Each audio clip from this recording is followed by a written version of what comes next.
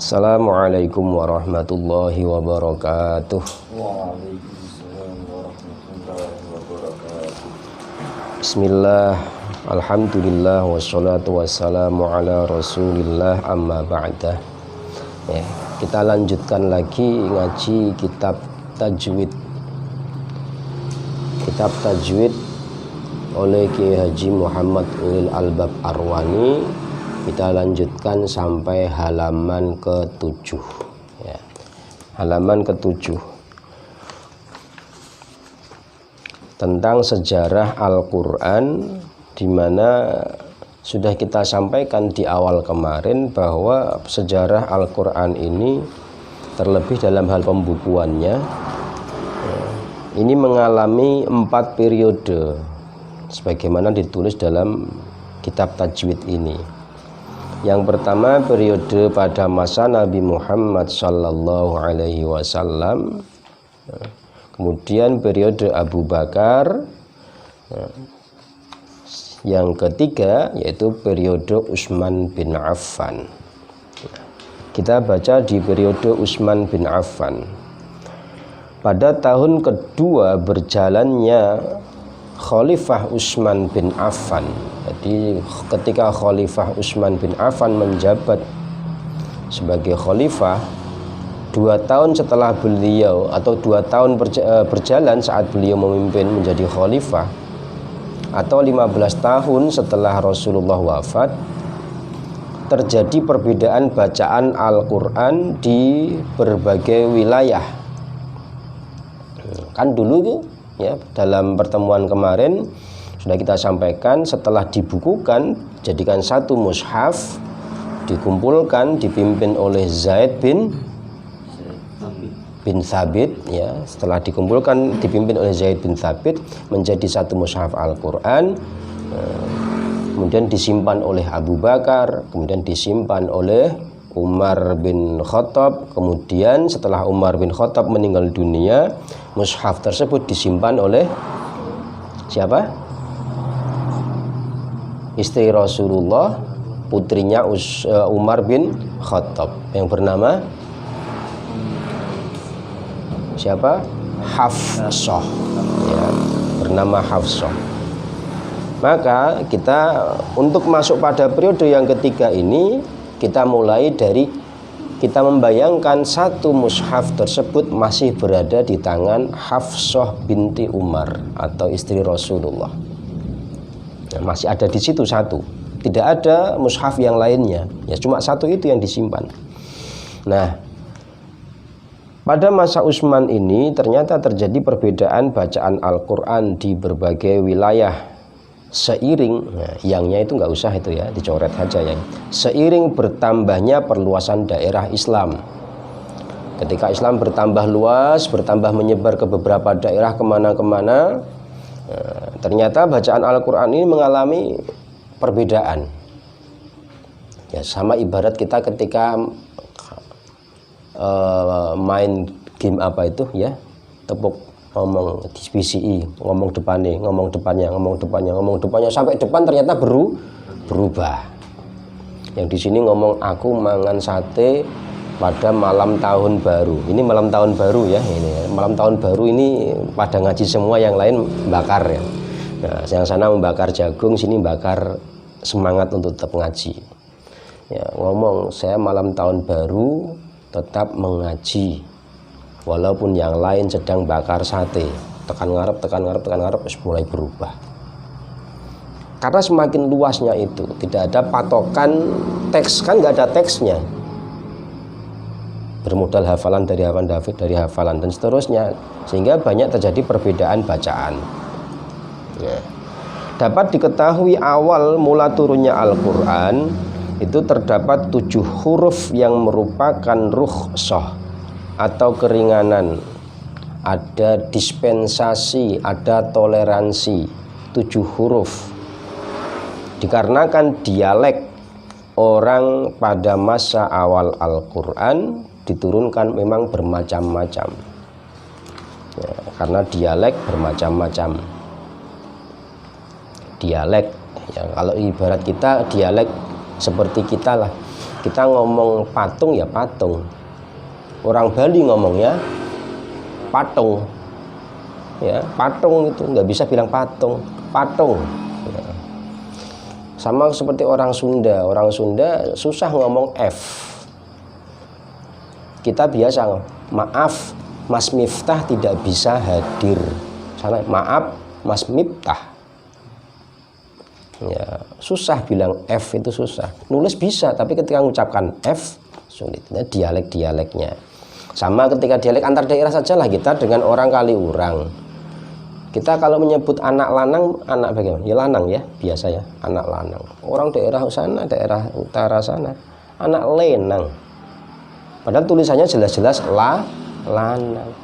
Anak lenang ku nang dia, lenang. Dari mana kok iso terbaca lenang? Ya, itu namanya dialek-dialeknya bermacam-macam. Ya. Di samping Al-Quran diturunkan sebagai pedoman bagi seluruh umat manusia dengan berbagai macam kondisi. Ada yang buta huruf, lanjut usia, berbeda bahasa daerah, dan kebanyakan masih belum bisa membaca dengan baik dan benar sesuai dengan bacaan Nabi. Nah, ini agak aneh kalimat ini ya. Saya mengotak-ngatik memahami kalimat ini bingung. Secara logika kalimat ini, di samping Al-Quran diturunkan sebagai pedoman bagi seluruh umat manusia dengan berbagai macam kondisi. Terus piye? Di samping Mas Yusuf ini seorang murid, dia juga kan kudune ngono. Dia juga seorang guru di sebuah TPA. Di samping sebagai seorang petani, ya, Mas Nasafi juga sebagai seorang pedagang. Nah, itu kan masih nyambung.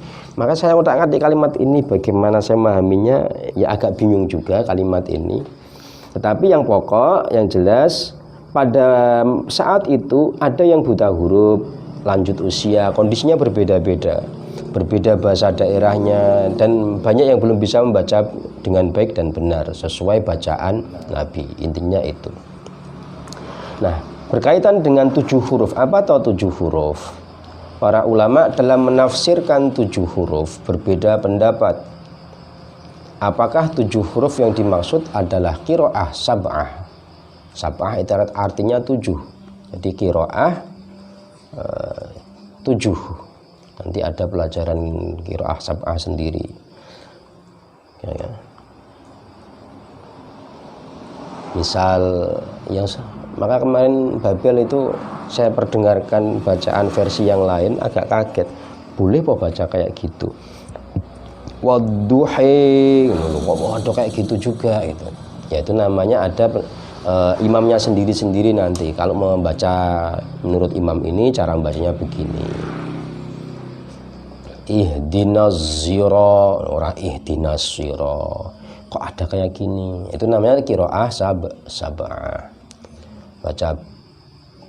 Kita membaca bil iman.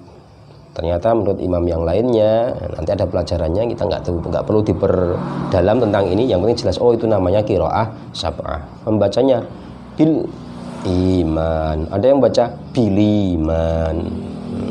Ada yang baca alaihim. Ada yang baca alaihum. Namanya qiraah sab'ah. Nanti ada pelajaran sendiri. Nah, ini makanya al-mutaffifin saja masih grodal-gradul, mosok Arab sinawi qiraah sab'ah. Kan gitu maksudnya. Jadi memang harus dimantapkan sekarang. Sekarang bacaannya sekarang dimantapkan. Besok kalau mau naik ke qiraah sab'ah, ke tafsir dan sebagainya, itu enteng cara dene bebannya. Atau apakah qiraah sab'ah itu hanya bagian dari 7 huruf? Nah, untuk mengetahui secara mendalam mengenai 7 huruf, silakan merujuk pada kitab-kitab yang membahas tentang qiraat. Nah, setelah masa khalifah, intinya masalah 7 huruf tadi, intinya memang ada perbedaan-perbedaan dalam hal membaca tadi. Setelah masa Khalifah Utsman, banyak wilayah kekuasaan Islam yang luas dipimpin oleh pemimpin yang mempunyai bacaan Al-Quran berbeda-beda. Contoh, Ubay bin Ka'ab berada di wilayah Syam, Abdullah bin Mas'ud berada di wilayah Irak, Abu Musa al-Asy'ari berada di wilayah Basrah. Perbedaan lokasi dan riwayat bacaan, berbeda, ada yang di Syam, Irak, Basrah dan lain sebagainya. Serta riwayat bacaan itu bagaimana? Ya, saya mendengarnya dari Mas Yusuf seperti ini, Mas Yusuf mendengarnya dari Mas Nasafi seperti itu, namanya riwayat bacaannya. Lafadz berbeda tapi satu makna, lafadznya beda. Alaihim, alaihum, ihdinas syira, ihdinas zira, bacaannya beda tapi satu makna, satu hukum, atau bahkan bisa juga menimbulkan hukum yang lain. Seperti yang terjadi dalam penaklukan Armenia dan Azerbaijan, yang mana pasukan muslim terbentuk dari koalisi itu kan gabungan ya, gabungan pasukan dari Basrah dan pasukan gabungan dari Kufah. Nah, jenengane gabungan ibarat kita bergabung dapat tentara bantuan dari Kaliurang tadi yang lenang, kumpul bareng di sini, sing menyebutkan lanang, sing menyebutkan lenang. Nasafi dari Kaliurang ngucap lenang, Yusuf dari Bantul ngucap lanang. Ketemu di satu pasukan itu dalam satu tim kerjasama. Akhirnya geger-gegeran, terjadi perdebatan atau saling membenarkan bacaan masing-masing hingga suatu ketika sahabat Hudzaifah menemukan perselisihan bacaan. Nah, ini yang perlu digarisbawahi diantaranya ini. Sahabat Hudzaifah menemukan perselisihan bacaan mereka yang saling mengklaim, mengaku kebenaran bacaan masing-masing. Nah, ini saya garis bawahi. Jadi kisah sahabat Hudzaifah, kalau diibaratkan Mas Yusuf dan Mas Nasafi tadi yang lenang dan lanang, ketika ketemu Babel ini ibarat Hudzaifahnya.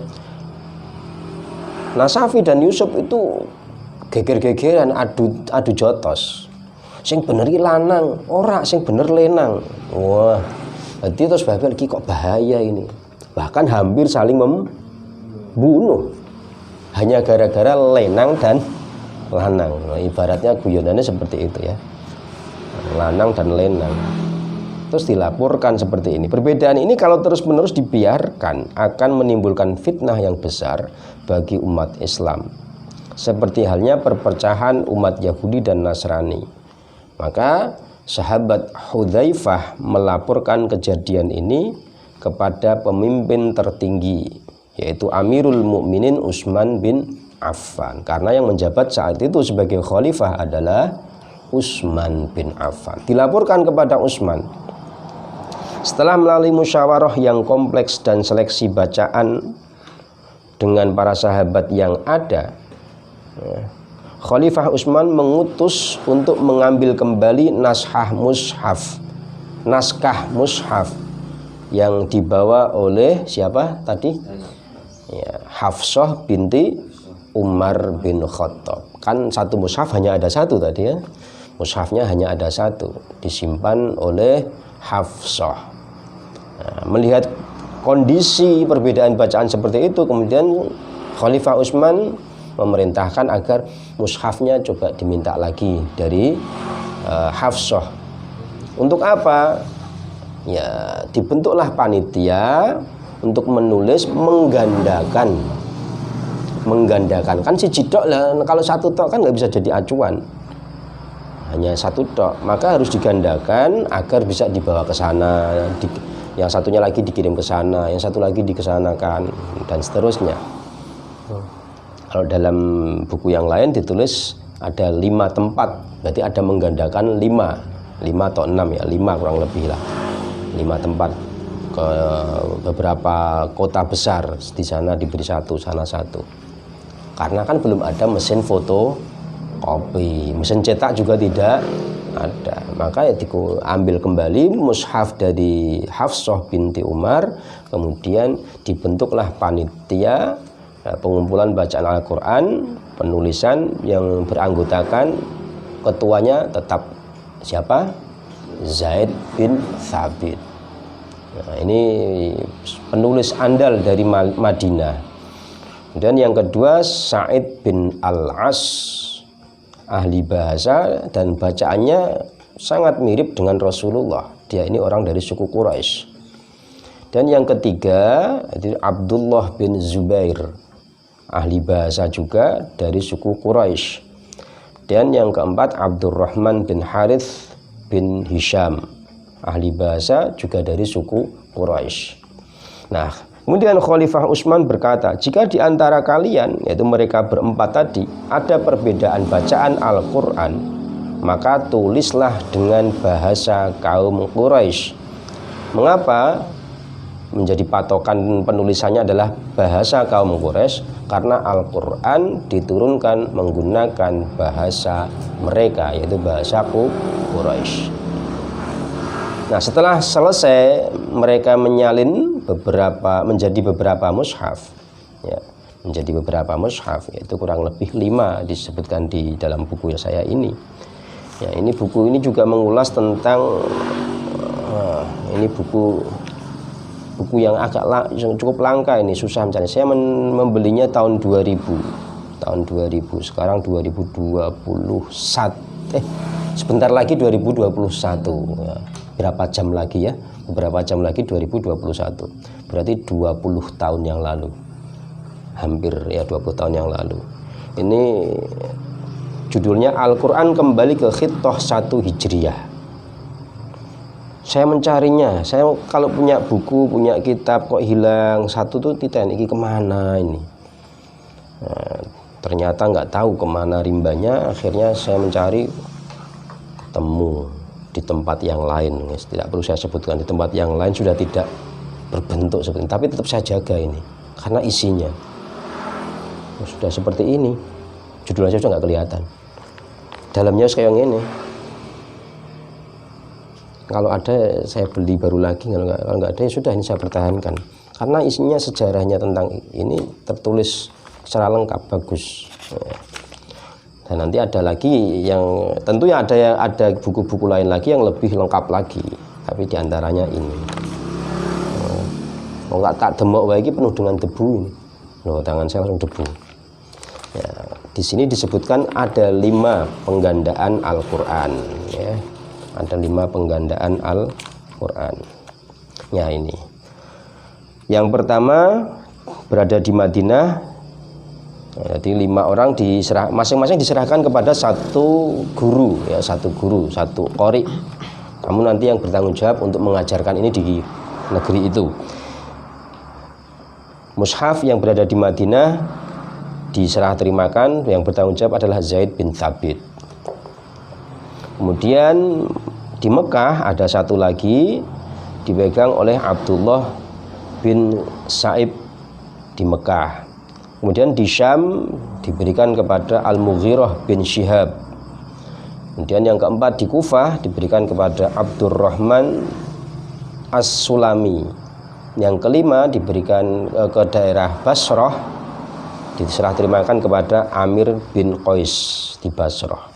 Ya. Kemudian karena masing-masing tadi ketika mendengar kan mereka membuat catatan sendiri-sendiri sebelum ada penggandaan 5 ini. Kemudian yang lain bagaimana? Yang lain dibakar. Nah, yang lain dibakar karena nanti kalau tidak seperti itu akan memunculkan bacaan yang berbeda. Kan aslinya yang dibuat oleh tim itu kan satu zaman Abu Bakar. Kemudian diturunkan kepada Umar meninggal dunia dipegang oleh Hafsah. Cuma satu itu, nggak ada yang lain. Yang lain ya atas dasar hafalan-hafalan tadi itu. Kalau hafalannya keliru repot. Alladzina idak. Kalau keliru kan nulisnya juga keliru nanti ya. Tidak alladzina idak kalu atau apa tadi ya. Kalau keliru kan keliru terus nanti. Nah, maka harus ada tulisan yang perlu dipertahankan. Nah, yang lain kemudian dibakar. Nah, beberapa mushaf di sini tertulis 5. Khalifah Utsman mengembalikan lembaran-lembaran asli itu kepada Hafsah. Setelah selesai ibarat sekarang difotokopi ya, karena nggak ada mesinnya ditulis tangan, digandakan, dikopi oleh Zaid bin Sabit dan tim. Yang asli tadi diserahkan kembali kepada Hafsah. Kemudian Khalifah Utsman mengirimkan mushaf baru ke setiap wilayah penjuru dan satu mushaf disimpan di Madinah yaitu mushaf Sayyidina Utsman sendiri yang dikenal dengan nama Mushaf Al-Imam. Beliau juga memerintahkan agar membakar semua mushaf yang berbeda dan dikhawatirkan dapat menimbulkan perpecahan. Agar umat Islam muamannya kayak gimana kan perbedaan yang bisa ditolerir lah ya, bisa dimaklumi. Yang satu ngomong lanang, satu ngomong lenang, itu masih satu makna walaupun penyebutannya beda. Tapi kalau umpamanya terus muncul lanang, lenang, lonong, lah ini kacau. Yang lonong harus dibuang. Kalau lanang dan lenang masih bisa diterima. Dua anak lenang, dua, lah aku yang dua anak lanang, terus aku yang dua anak lonong, lah malah kacau gitu. Nggak ada itu lonong, buang itu yang lonongnya. Agar umat Islam menggunakan bacaan yang masyhur dan meringkas menjadi satu ragam tulisan yang kini dikenal dengan Rasm Utsmani. Jadi satu ragam tulisan yang baku sekarang adalah Rasm Utsmani. Nah, di sini juga dituliskan kalau di buku yang sudah berbentuk seperti ini. Nah, dulu itu Al-Quran Indonesia kan banyak yang tidak berstandar Rasm Utsmani. Ya, dan sekarang Kementerian Agama memutuskan harus semuanya berrasm Utsmani. Termasuk ini di Al-Quddus juga sudah dituliskan birrasmil Utsmani, ya, ada tulisannya di bawah. Nah, ada toh? Al-Quddus Al-Qur'an Al-Karim birrasmil Utsmani. Ya. Suwaid bin Ghaflah berkata, Sayyidina Ali mengatakan, katakanlah segala sesuatu yang baik tentang Khalifah Utsman.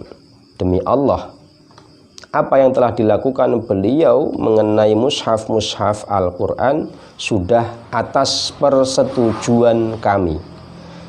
Jadi apa yang dilakukan dengan menggandakan Al-Quran itu sudah atas persetujuan Ali bin Abi Thalib dan sahabat-sahabat yang lain. Khalifah Utsman berkata, bagaimana pendapatmu tentang qiraat ini? Saya mendapat berita bahwa sebagian mereka mengatakan bahwa qiraatnya lebih baik dari qiraat orang lain. Jadi ibarat ke Yusuf dan Nasafi tadi, sing apik iki lanang, sing enggak, sing bener iki lenang. Orang kita ngomong ke yang bener itu patung. Orang Bali enggak, yang bener itu patung. Nah, beda tuh patung dan patung. Nah, itu akhirnya ada konflik seperti itu. Ini telah mendekati kekafiran kalau nantinya. Kami sahabat Ali dan yang lainnya berkata, terus bagaimana pendapatmu, Utsman? Yang menjawab, aku berpendapat agar manusia bersatu pada satu mushaf sehingga tidak terjadi lagi perpecahan dan perselisihan.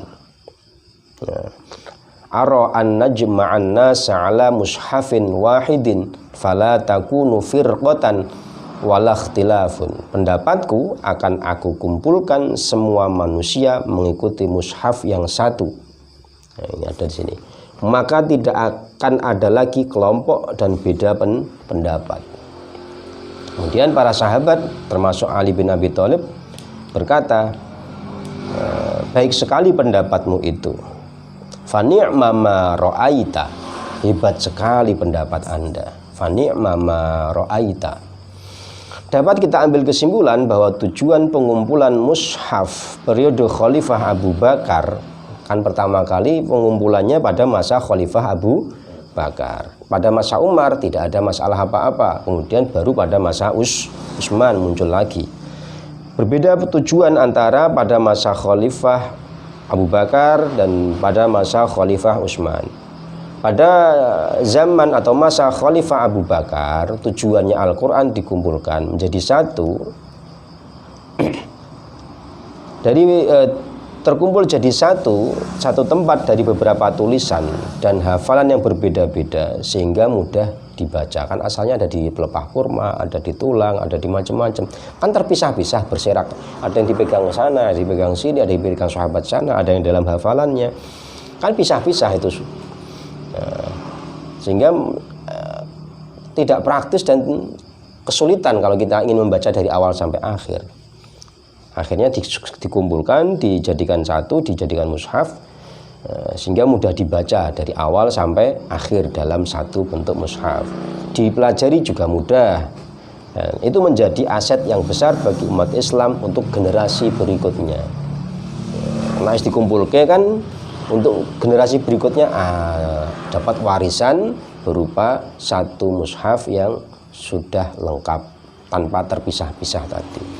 Tujuan awal pada masa Abu Bakar seperti itu. Kemudian pada masa Khalifah Utsman, Al-Quran terkumpul jadi satu dialek, yaitu bahasa Quraisy yang sesuai di mana Al-Quran diturunkan. Untuk menghindari perbedaan bacaan dengan menggunakan model bacaan yang masyhur. Bacaan yang masyhur itu kan ya yang terkenal, yang banyak digunakan, dan meringkas menjadi satu ragam tulisannya ya. Kalau tulisannya tetap tulisan Rasm Utsmani, alaihim tulisannya tetap alaihim, tetapi bisa dibaca alaihum. Ihdinas sirata ya si biasa, tapi ada yang baca ihdinas zirata. Udah bacaan yang masyhur wadduha, tulisannya juga tetap wadduha. Rasemnya, bentuk tulisannya tetap sama. Meringkas menjadi satu ragam tulisan yang kini dikenal dengan Rasm Utsmani. Nanti baru ada perubahan lagi pada masa Sayyidina Ali bin Abi Thalib. Ya, saya sampaikan sekilas saja. Ya, kan awal Al-Quran itu tidak ada titik, tidak ada harokat. Bayangkan tidak ada titik, tidak ada harokat. Baru kemudian pada masa Sayyidina Ali bin Abi Thalib muncul titik-titik. Titik itu pun bertahap. Nah, ini saya kasih contoh. Ya. Rano titik rano harokate. Bagaimana cara membacanya? Saya sendiri juga bingung bacanya bagaimana ini. Kemudian berkembang lagi. Ya. Pilih moco. Wah, wis kangelan meneh. Kemudian berkembang lagi. Wah, dah mulai ada lengkap. Ya. Kemudian, nah ini sudah menjadi seperti sekarang. Ini sudah seperti saat ini. Ya. Menurut saya tetap belum bisa tetap belum bisa membaca. Nah, itu nanti akan kita sampaikan pada pertemuan yang akan datang. Ini buka nganti kayak ngene ya Allah. Ya, ini tak jaga benar-benar.